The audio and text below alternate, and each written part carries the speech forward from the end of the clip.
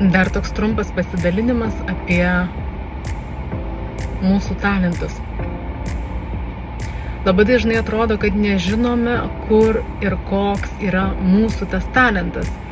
Kalbame apie tai, kad kiekvienas atsinešam į savo gyvenimą kažką tikrai autentiško, vertingo, kas būtent gali pasitarnauti kitiems. Ir iš tiesų, kiek pati stebiu, tikrai taip ir yra. Ir tai yra užkoduota mūsų energijoje. Ir netgi jeigu iš pradžių pas žmogų tai nėra taip labai ryškiai išreikšta, bet stebint žmogų, bendraujant su juo, mes intuityviai jaučiame, kur yra jo stiprioji pusė.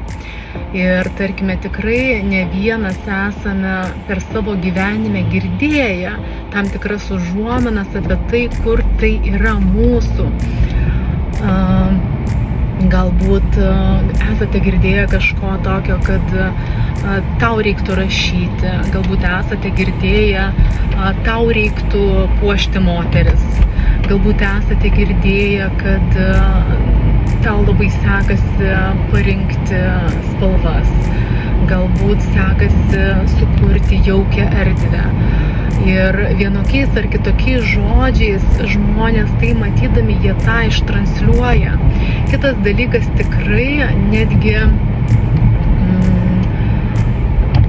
akylūs darbdaviai labai greitai pajaučia žmonių šitas duotybės, talentus ir jie rinkdamiesi personalą atitinkamai labai greitai tai geba užčiuopti ir įtraukti į savo sistemą, savo struktūrą ir tai įdarbinti.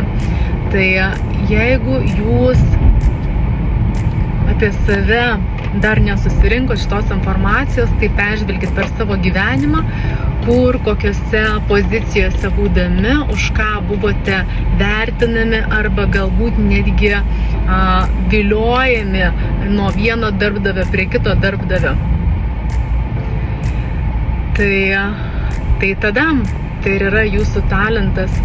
Dabar tik tais vienintelis klausimas yra jums, ką jūs su tuo talentu darote. Ar jūs tą talentą parduodate, kad pasitarnautų kažkieno kito tikslui siekti?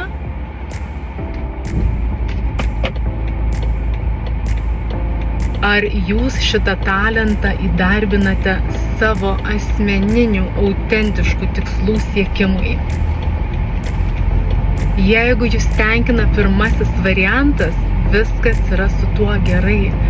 Bet dažnu atveju žmonės turintys stiprų talentą jaučia vidinį nepasitenkinimą ir tuštumą, kad talentas nėra panaudojamas jų vidiniai sklaidai į išorę.